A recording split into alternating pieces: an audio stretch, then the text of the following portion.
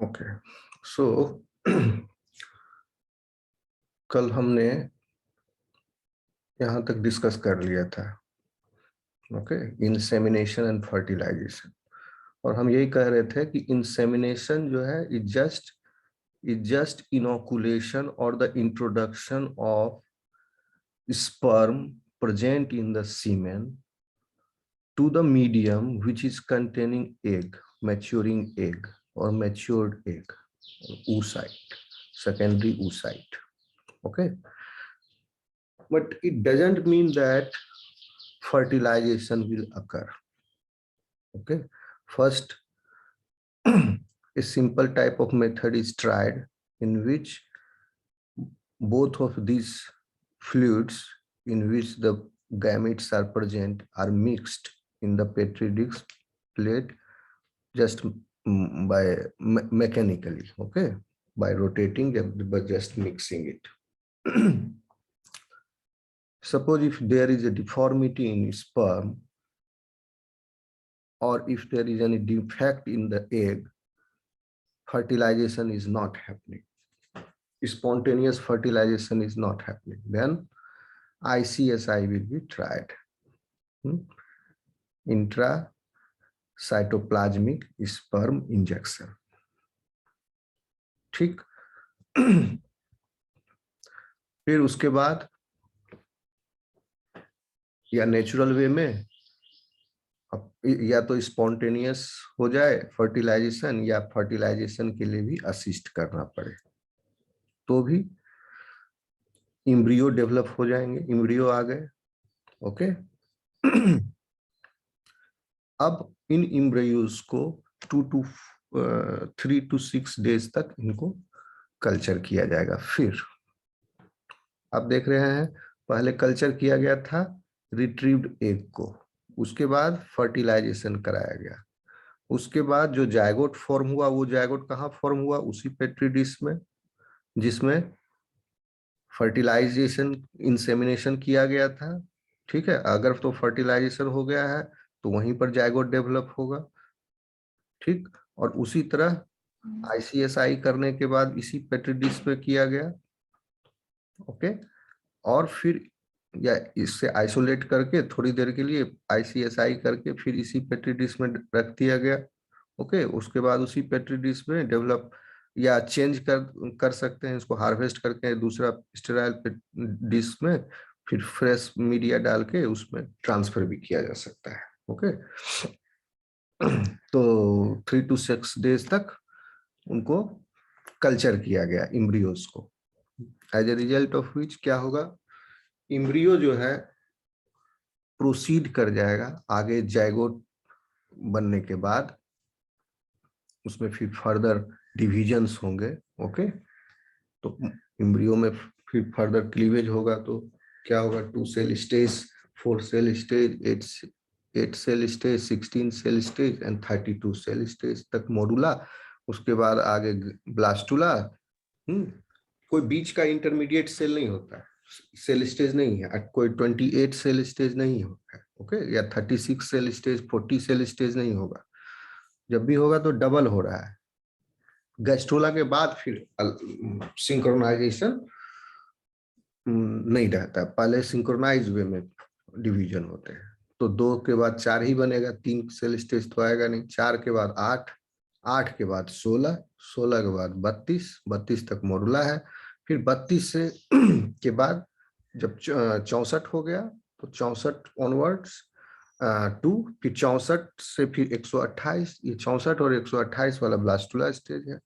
Okay, और 128 से फिर आगे आपका गैस्ट्रोला स्टेज है। ठीक, तो ये इम्ब्रियो प्रोसीड कर जाएगा टुवर्ड्स गैस्ट्रोला स्टेज। और अगर गैस्ट्रोला स्टेज से भी आगे इसको प्रोसीड कर, यानी अगर 6 डेज पर रिट्रीव किया जा रहा है तो इसमें बहुत सारा स्टडीज हुआ है। ये देखा गया है कि बाद में ब्लास्टोसिस्ट का जो फॉर्मेशन होता है तो in that male childs are observed more in number, क्योंकि फीमेल इम्ब्रियो जो है मतलब कम सरवाइव करते हैं टिल द ब्लास्टोसिस्ट स्टेज तक। तो ज्यादातर एम्ब्रियो जो है मेल हो जाते हैं। और अगर 6 डेज से पहले 4-5 डेज तक अगर हार्वेस्ट किया गया उनके स्टेज में, जब एम्ब्रियो को लेके ट्रांसफर किया गया, तो उसमें दोनों की संख्या बराबर बराबर के लगभग। ओके, तो और भी अदर ऑब्जर्वेशंस है, हम आगे जिक्र करेंगे उसका। तो डेवलप, अब कई सारे एम्ब्रियोज बन रहे हैं, तो या तो एम्ब्रियोज को उसमें से, चूंकि according to country protocol is there, तो ज्यादातर कंट्रीज में यही प्रोटोकॉल है कि at the most 2 embryos can be transferred to a female at a time ताकि मल्टीपल प्रेगनेंसी नहीं हो उससे। समझ रहे बात को? Multiple pregnancy, multivariate pregnancy. Yes sir. ठीक है, तो उससे ऑफ स्प्रिंग पर असर पड़ेगा, उसके हेल्थ पर असर पड़ेगा और मदर के हेल्थ पर भी असर पड़ेगा। तो कुछ एम्ब्रियोज को अगर वो चाहे तो क्रायो प्रिजर्व भी करा सकता है। Cryo preservation is the technique जिसमें लिक्विड नाइट्रोजन में उसको डाल दिया गया एम्ब्रियोज को। तो लिक्विड सर नाइट्रोजन, ये तो मतलब फिक्सेशन हो गया एक तरह से, ये sir yes cryopreservation. Yes, fixation हो गया, अरेस्टिंग हो गया। ओके, तो इस सब फ्रीज कर जाता है सेल। क्रायो प्रिजर्वेशन में क्या होगा, माइनस, देखना लिक्विड नाइट्रोजन का कितना टेम्परेचर है। ओके, -170 समथिंग होगा। ओके, तो उसमें जितने तो भी, ये फर्दर तक है ना? क्या क्या आवाज कट रही है आपकी, क्या बोल रहे हैं? सर ये फर्दर यूज हो सकता है ना फिर, उसको हाँ, अगर प्रिजर्व करके रखे हैं? यस यस यस, इसीलिए तो प्रिजर्वेशन नाम है, नहीं तो क्या होता है, डिस्ट्रॉय हो जाता है। तो प्रिजर्व किया गया, तो यस। फॉर्मूला क्या है, ये देखा गया है कि जैसे सेल्स को हंड्रेड्स अगर एम्ब्रियोज हैं, अगर मान लो सपोज, तो क्रायो प्रिजर्व कर दिया गया 100 एम्ब्रियोज को, और उसके बाद अगर उसको थॉ किया जाता है, थॉ इज द प्रोसीजर जिसमें स्पॉन्टेनियस फिर वो रूम टेम्परेचर तक आएगा, उसको हीट नहीं करना है। जैसे फ्रिज से कोई ठंडा पानी निकाल के आप टेबल पर रख देते हो थोड़ी देर के लिए ताकि वो नॉर्मल हो जाए, तो वो भी क्या हुआ, एक अगर आइस रख देते हैं टेबल पर तो वो अपने आप थोड़ी देर में मेल्ट हो जाता है रूम टेम्परेचर से। ओके, तो दैट इज कॉल्ड थॉइंग, अपने आप स्पॉन्टेनियस। तो इसको अगर थॉ करेंगे तो 15% of the cell population will revive. तो प्रिजर्व, इसको क्या हुआ, क्रायो प्रिजर्वेशन में सारे इसके अंदर जितने भी बायोकेमिकल रिएक्शंस थे, मेटाबॉलिक पाथवेज हो रहे थे, लाइफ प्रोसेसेस हो रहे थे, वो सब के सब अरेस्ट हो गए, फ्रीज कर गए उसी टाइम पॉइंट पर, क्योंकि इतना माइनस टेम्परेचर एकदम इमीडिएट असर होता है। उसी समय सब के सब फ्रीज कर गए। ओके, तो फ्रीज करने से क्या हुआ, सारे एंजाइम, सारे पाथवेज, इवन डीएनए, आरएनए, सब जहां जिस भी स्टेप पर था वहीं का वहीं स्टॉप हो गया, फ्रीज कर गया। ओके, अब थॉइंग से क्या होगा, वो सब धीरे धीरे रिलीज हो जाएंगे, नॉर्मल टेम्परेचर पर आ जाएंगे। तो 5-15% only, because during the process of थॉइंग, her enzyme का अपना 3 डायमेंशनल स्ट्रक्चर होता है। ओके, तो जब फ्रीज कर गया था तो पहले तो क्या था, लिक्विड मीडियम में था, वाटर मीडियम में सब है, फ्रीली मूव कर रहा है। फ्रीज करने के बाद सब सॉलिडिफाई हो गया, उसके बाद फिर लिक्विफाई हो रहा है। उस सॉलिडिफिकेशन और लिक्विफिकेशन स्टेप में उनके 3 डायमेंशनल स्ट्रक्चर जो है लॉस्ट हो जाते हैं। तो इसलिए जिसके बच गए 15% ऑफ द सेल रिवाइव करते हैं। तो ठीक है, अच्छा टेक्निक है। हमारे पास प्लेंटी ऑफ एम्ब्रियोज है, उसको क्रायो प्रिजर्व कर दिया गया, तो there are chances. And why cryopreservation, दो वजह है। अगर वह महिला चाहे कि आगे भी अगर हम अपने हस्बैंड से सेकेंड बेबी चाहते हैं, लेकिन उसका कोई ठिकाना नहीं है, चाहे भी संक्रमित है या उसको फांसी की सजा हो गई है या कुछ है, वो मर जाएगा कुछ दिन के बाद या कुछ महीने के बाद, तो वो अपने पहले प्रेग्नेंट ये प्रोसीजर से क्रायो प्रिजर्व करा के फिर बाद में उसको थॉ करा के एम्ब्रियोज को, वो she can again become pregnant with the person who has died before.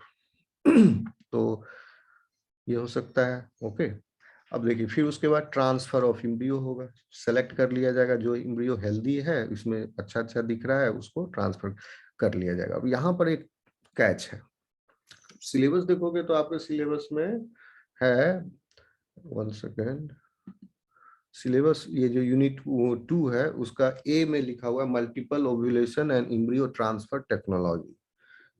इसी हेडिंग के अंदर 3 पॉइंट है, इन विट्रो oocyte मैच्योरेशन जो डिस्कस कर चुके हैं, सुपर ओव्यूलेशन डिस्कस कर लिए, इन विट्रो फर्टिलाइजेशन डिस्कस कर रहे हैं। तो ये एक्चुअली इसमें ये सब आर्ट भी है, और बी पॉइंट जो है यूनिट 2 का उसमें लिखा हुआ असिस्टेड रिप्रोडक्शन टेक्नोलॉजीज, ये भी आर्ट है। तो इसमें 2.4 में आपका collection and preservation of gametes, जो कि अभी क्रायो प्रिजर्वेशन डिस्कस कर रहे हैं, तो ये भी एक तरह का आर्ट है। लेकिन ये इन विट्रो फर्टिलाइजेशन भी आर्ट है, लेकिन इसको रखा है इम्ब्रियो ट्रांसफर टेक्नोलॉजी के अंदर। ओके लेकिन आप लिखोगे एग्जाम में, ये भी आर्ट है। सुपर ओव्यूलेशन भी आर्ट है। Okay, in vitro oocyte maturation ये भी आर्ट है, लेकिन इन विट्रो oocyte मैच्योरेशन करने के बाद क्या किया जाता है, आईवीएफ इन विट्रो फर्टिलाइजेशन किया जाता है, क्योंकि वहीं पर रुक के कोई फायदा तो है नहीं। इन विट्रो मैच्योरेशन किस लिए किया गया, फर्टिलाइजेशन कराने के लिए। तो जब in vitro oocyte maturation already हो रहा है बाहर, बॉडी के बाहर, तो वहीं फिर फर्टिलाइज भी करा दिया जाता है। ओके, और इन विट्रो oocyte मैच्योरेशन किसको जरूरत पड़ती है, वैसे फीमेल्स को जिनके ग्राफियन फॉलिकल्स तक स्टेज या अल्ट्रल फॉलिकल स्टेज तक नहीं पहुंच रहा है, उसके पहले ही फॉलिकल डेवलप हो रहे हैं, उसके आगे मैच्योर नहीं हो रहे हैं, उनको इन विट्रो oocyte मैच्योरेशन की जरूरत पड़ती है। सुपर ओव्यूलेशन की किसको, यानी ये थोड़ा सा कम खर्चीला है, थोड़ा सा इजी प्रोसीजर है, क्योंकि in vivo procedure. Super ovulation की जरूरत उनको पड़ेगी जिनको कम से कम मंथ में एक बार ओव्यूलेशन तो हो रहा है, लेकिन फिर भी वो प्रेग्नेंट नहीं हो रही, उनको सुपर ओव्यूलेशन कराया जाएगा। पहले थोड़ा दवा खिला करके, ओके, उससे नहीं हो रहा है तो हार्मोन का इंजेक्शन दे करके इन विट्रो, और फिर उसके बाद सुपर ओव्यूलेशन के बाद इन विट्रो फर्टिलाइजेशन के लिए या तो जा भी सकता है या नहीं भी जा सकता है। ठीक है, क्योंकि इन विवो हो रहा है ओव्यूलेशन, तो उसके बाद सुपर ओव्यूलेशन के बाद ट्राई किया जाएगा, या तो इंट्रायूटेराइन इंसेमिनेशन करा दिया जाए अगर मेल कैपेबल नहीं है तो, या नेचुरल वे में इंसेमिनेशन हो जाए तो भी हो सकता है फर्टिलाइजेशन। लेकिन अगर सुपर ओव्यूलेशन ये दोनों चीज पॉसिबल नहीं हो रहा है, तो सुपर ओव्यूलेशन के बाद इन विट्रो फर्टिलाइजेशन के लिए फिर जाया जा सकता है। ओके, तो ये डिफरेंट कॉम्बिनेशन ऑफ स्ट्रेटजीज जो है डॉक्टर लगा सकते हैं। उसके बाद है आपको असिस्टेड रिप्रोडक्शन टेक्नोलॉजी, तो उसमें हम लोग collection and preservation of gametes पढ़ेंगे ये और डिटेल में। तो ये एक्चुअली एम्ब्रायो ट्रांसफर टेक्नोलॉजी है, तो इसमें बहुत सारे स्टेप्स हो सकते हैं एम्ब्रायो ट्रांसफर में। पहला तो ये क्योंकि इसका फायदा उठाया जा सकता है, कोई मेटाबॉलिक डिसऑर्डर है कि नहीं है उसका स्क्रीन कर लिया जाए, ऐसे एम्ब्रायो को चूज किया जाए जिसके अंदर मेटाबॉलिक डिसऑर्डर नहीं है। तो आपको होगा ऐसे कैसे होगा कि मेटाबॉलिक डिसऑर्डर सारे एम्ब्रायोज में होंगे, क्योंकि पेरेंट्स है, क्योंकि मेनी टाइम्स जो है पेरेंट्स आर करियर, उनके अंदर मेंडेलियल जेनेटिक्स के लॉ फॉलो कर रहे हैं, और रिसेसिव जो ट्रेट रिसेसिव लॉ जो है, जिसमें कि अगर कैरियर में अगर कोई जीन जो है डिफेक्टिव है, तो डोमिनेंट जो जीन डिफेक्टिव नहीं है दैट जीन बिकम्स डोमिनेंट, और वो एक्सप्रेस होता है। एक क्लासिक एग्जांपल आपको हम दे रहे हैं इसका। आप लोग आजकल सुन रहे होंगे SMA, जिसका एक SMA जो है आपका मतलब स्पाइनल मस्कुलर एट्रोफी, नाम सुने हैं आप लोग? Yes sir. जिसका आजकल यस सर, इस इंजेक्शन बहुत महंगा आता है। Yes sir. जोलगेंसमा इंजेक्शन है, 16 करोड़ दाम है। नोवा हाँ यस सर। हाँ अमेरिका से आता है, और ये एक जेनेटिक डिसऑर्डर है, उसका इंजेक्शन आता है। तो चलो उस बात में, ये सब सोशल मीडिया पर बहुत चलते रह रहा है आजकल, तो वो अलग चीज है। लेकिन हम इसका इसमें आ रहे हैं, ये क्या है SMA एक्चुअली आपका जेनेटिक डिफेक्ट की वजह से हो रहा है। क्रोमोसोम नंबर 5 पर देखो हम लिखते जाते हैं। दो एक्चुअली बहुत तरह के muscular atrophy, genetic muscular atrophy है पॉपुलेशन में, ये देखे गए हैं। एक तो है SMA, ये है स्पाइनल मस्कुलर एट्रोफी। एक है आपका ये DMD,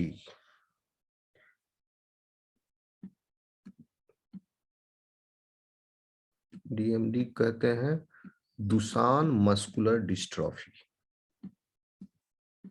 ठीक, हम ये दो एग्जांपल इसलिए चुने कि ये दोनों दो तरह के इनहेरिटेंस पैटर्न होते हैं मेटाबॉलिक डिसऑर्डर के संदर्भ में।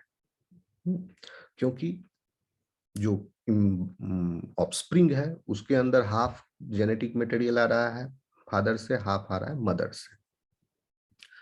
तो एक तो है कि आपका ऑटोसोमल लिंक्ड होगा, दूसरा सेक्स क्रोमोसोम लिंक्ड, क्योंकि दोनों का कंपोजिशन डिफरेंट है, मेल और फीमेल का genetic composition in the terms of chromosome is different. इसमें 1 से 22 तक ऑटोसोमल क्रोमोसोम है पेयर में, और 23rd पेयर जो है या तो XX है या XY है।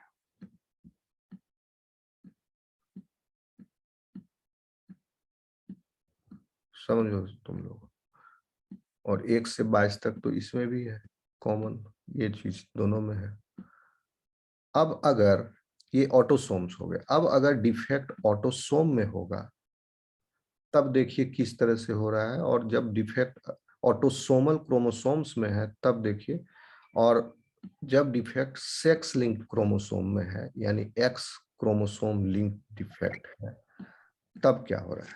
जैसे DMD जो है वो X क्रोमोसोम लिंक्ड डिफेक्ट है, and SMA is chromosome number 5 linked defect, so it is also autosomal chromosome linked defect, SMA। आ रहा है समझ में students? Yes sir. Sir DMD का क्या बोले full form? Duchenne muscular dystrophy. Duchenne DUCH, ये भी होता है बच्चों, जेनेटिक डिसऑर्डर है, और इससे जो जिन बच्चों को ये है बाय बर्थ वो भी 12-13 साल, मैक्सिमम 18 साल, इससे ज्यादा जिंदा नहीं रह पाते हैं। मस्कुलर, और यह जो है एक्चुअली दुशान मस्कुलर डिस्ट्रोफी सिर्फ मेल बच्चों को होता है। मस्कुलर, मस्कुलर समझ जाओगे, मस्कुलर का स्पेलिंग क्या लिखें, डिस्ट्रोफी। ओके, यस सर समझ गए। दुशान मस्कुलर डिस्ट्रोफी। अब देखिए, चूंकि ये X लिंक्ड क्रोमोसोम डिफेक्ट है, और इसमें क्या होता है, प्रोग्रेसिवली मसल जो है डिजेनरेट करते जाता है as the age progresses. Okay, तो इससे भी जो मौत है, दर्दनाक मौत होती है धीरे धीरे। पहले क्या होता है कि बच्चा जो है बड़ा हो जाता है मतलब जन्म लिया, 1 साल 2 साल तक वो चलना फिरना भी सीख जाता है, चलता है आराम से। उसके बाद फिर उसका मसल डिजेनरेट करना शुरू हो जाता है। जो चलना वो सीखा, तीसरा चौथा साल के बाद वो चलना भूल जाएगा, वो आ जाएगा फिर घुटना पर, चलना बंद कर दिया। फिर धीरे धीरे उसके मसल्स जो हैं एक एक करके हाथ के, पैर के, चेहरे के, गर्दन के, सब साथ छोड़ते जाते हैं, फिर इंटेस्टाइन के, फिर डाइजेस्टिव सिस्टम प्रॉब्लम हो जाता है रिवर्स। तो ये इतना होते होते 10-12 साल 1 बाय 1 ये सब अपीयर होते जाते हैं। ओके, दूसरा क्यों होता है, एक प्रोटीन है जिसका नाम है डिस्ट्रोफिन, वो प्रोटीन मसल सेल्स को इंटैक्ट रखने में काम आता है, डिस्ट्रोफिन प्रोटीन। और इस प्रोटीन में डिफेक्ट हो गया इस प्रोटीन का ही जी जीन है वो एक्स क्रोमोसोम पर है और उसमें डिफेक्ट हो जाने से ये डिस्ट्रोफिन प्रोटीन नहीं बन पा रहा है, जिससे मसल सेल्स तो बन रहे हैं लेकिन वो वेस्ट हो जा रहे हैं फिर बाद में, क्योंकि ये उसको मेंटेन करने के लिए लगता है डिस्ट्रोफिन। ओके, समझ में आया? अब क्या होगा? देखिए, फीमेल चाइल्ड और मेल चाइल्ड, इमेजिन कीजिए मेल के पास एक ही एक्स क्रोमोसोम है। क्यों ये सिर्फ मेल को होता है? आ रहा है समझ में स्टूडेंट्स? मेरी आवाज आ रही है? Yes sir. देखिए यस मेल सर। मेल के पास एक ही एक्स क्रोमोसोम है और एक वाई क्रोमोसोम है और यह जीन जो है एक्स क्रोमोसोम पर होता है। तो suppose if x chromosome is defected, ये जीन वाला डिफेक्ट है उस एक्स क्रोमोसोम पर, तब ये जो मेल चाइल्ड है इसके अंदर डीएमडी डेवलप कर जाएगा। अगर तो इसके लिए क्या जरूरी है? कैसे ये चाइल्ड की कैसे पेरेंट्स को होंगे? वैसे पेरेंट्स को होंगे जिनके अंदर भी एक्स क्रोमो, क्योंकि ये एक्स क्रोमोसोम कहीं से तो आया, वो डिफेक्टिव क्रोमोसोम से आया। तो ये एक्स क्रोमोसोम कहाँ से आएगा? मेल से तो आने का सवाल नहीं, इसका फादर जो है उस फादर से ये एक्स क्रोमोसोम आने का सवाल नहीं है या नहीं है। क्यों? क्योंकि जो मेल चाइल्ड है वो तो रिप्रोडक्टिव एज तक पहुंच ही नहीं पाता, उसके पहले ही डेथ हो जा रही है, तो वो फादर बनेगा कैसे? तो इसलिए फादर जब भी है उसके दोनों क्रोमोसोम एक्स क्रोमोसोम ठीक है। मदर जो है दो एक्स है उसके पास, मदर जो है सॉरी फादर के पास तो एक्स वाई है ना, सॉरी सॉरी। तो फादर जो है वो हेल्दी फादर है, क्योंकि बच्चा मेल तो मर गया, वो कभी फादर बनेगा नहीं। तो एक्स वाई एक्स क्रोमोसोम उसका हेल्दी है। मदर दिख रहा है मेरा ड्राइंग?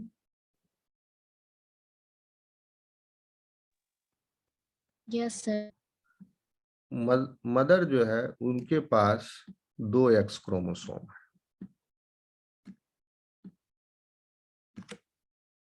समझे?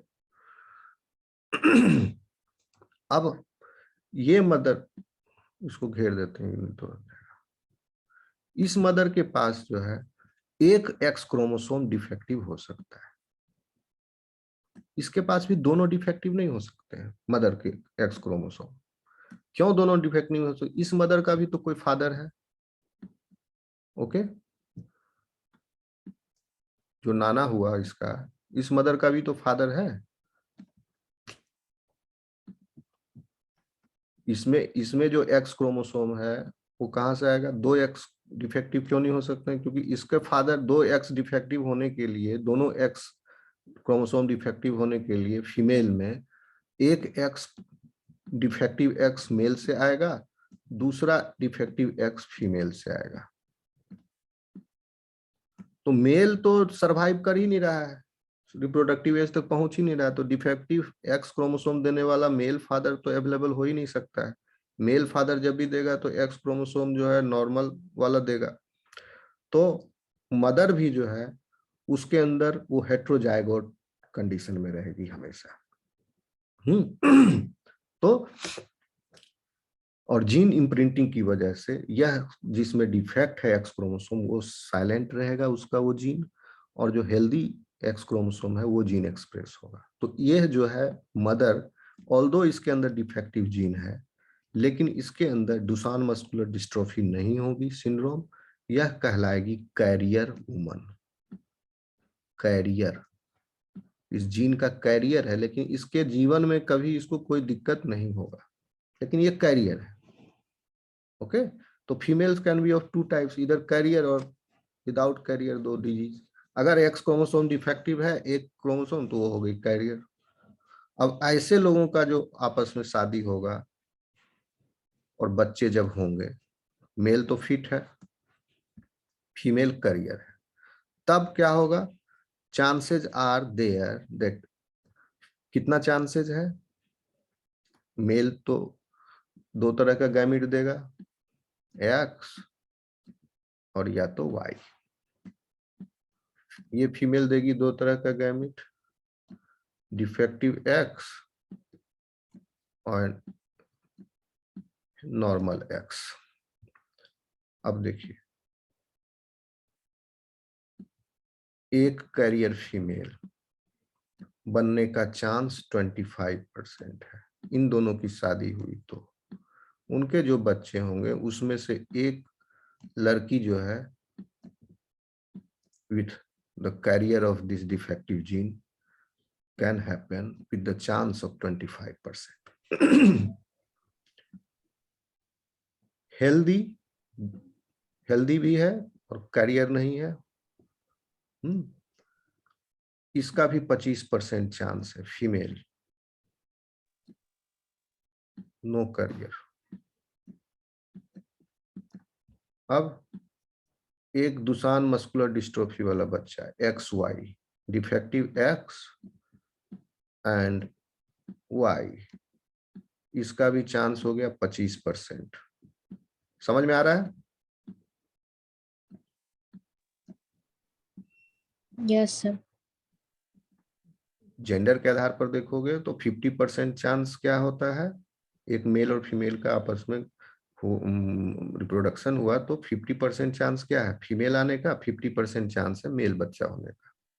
ठीक है, यहाँ भी आप देख रहे हैं 50% फीमेल बच्चा हो रहा है, x, normal x, defective x, normal x, तो 25%, 25, ये दोनों 25% मिला लो, 50% हो गया फीमेल। इस 50% फीमेल में आधे फीमेल कैरियर और आधे फीमेल नॉन कैरियर, फिर आधे बच्चे रिमेनिंग 50% मेल, उस मेल में से आधे मेल दुसान मस्कुलर डिस्ट्रोफी वाले और आधे मेल आपके with no genetic defect, with no Duchenne muscular dystrophy, ये नॉर्मल बच्चा।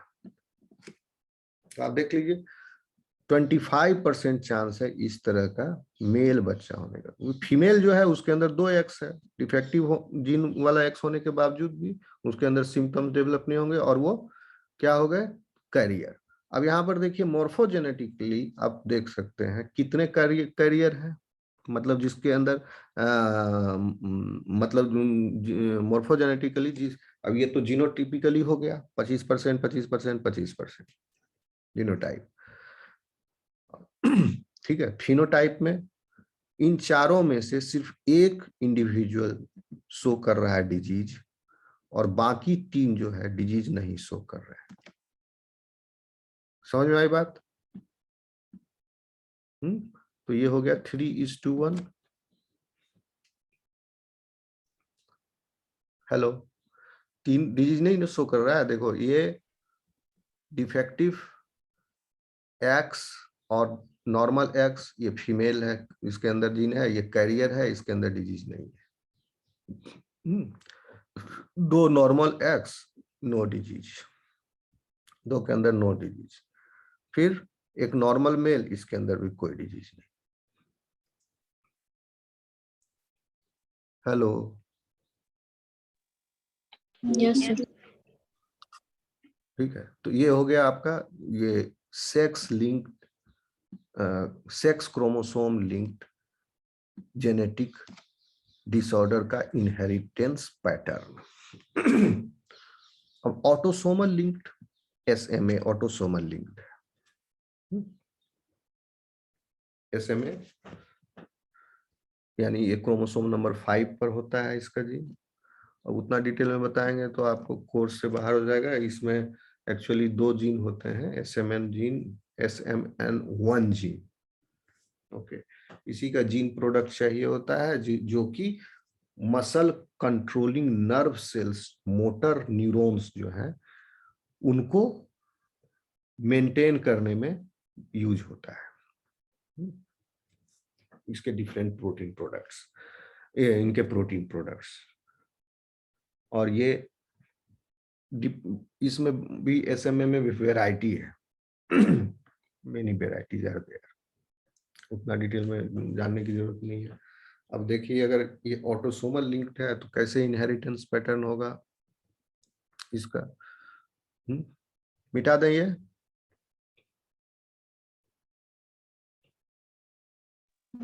Yes sir. सर यहाँ पे थोड़ा सा क्लियर नहीं हुआ, 3:1 जो हुआ सर, यहाँ पे तो सारा का चांसेस 25 25 25 25 है। तो सर एक तो या तो फीमेल एक डिफेक्टिव हो सकती है, एक मेल भी हो सकता है, तो ये 3:1 कैसे हो गया? देखो थोड़ा सा आप लोग नहीं समझे, मेंडेलियल जेनेटिक्स में आप जीनोटाइप रेशियो फिनोटाइप रेशियो पढ़े हो? Yes sir. हाँ, फिनोटाइप रेशियो क्या है? जस्ट आंख से ऑब्जर्व किया गया उसका जो ट्रेट है उसमें क्या चेंजेस आए, मोर्फोजेनेटिक मोर्फोलॉजिकल चेंजेस, ओके, वो आपने ऑब्जर्व किया। और उस फिनोटाइपिक रेशियो के अगर आप और डीप में गए, डेप्थ में गए, तब आप पाए कि उस फिनोटाइपिक रेशियो के अंदर भी फिर डिवीजन है। जो बेसिकली फिनोटाइप शो कर रहा है वो different type of genetic combination वाले भी सेम फिनोटाइप शो कर रहे हैं, ठीक है। जैसे homozygous dominant is showing the same trait, and heterozygous condition में जो है वो भी showing the same trait of the dominant, क्योंकि उसमें एक डोमिनेंट एलील है, ओके। और होमोजाइगस डोमिनेंट कंडीशन, उसमें दोनों एलील डोमिनेंट है तो वो भी सेम ट्रेट शो कर रहे हैं। और हेट्रोजाइगस कंडीशन में भी एक डोमिनेंट एलील और एक रिसेसिव एलील है तो भी उसमें ट्रेट जो है डोमिनेंट एलील वाला शो हो रहा है। समझ गए? ये बेसिक है। तो अब आप देखिए इसको ये सर। फिर से समझिए, इन दोनों का आपस में हुआ कॉम्बिनेशन, इसको हम मिटा के फिर से करेंगे। रुको व्हाइट बोर्ड शेयर करता हूँ।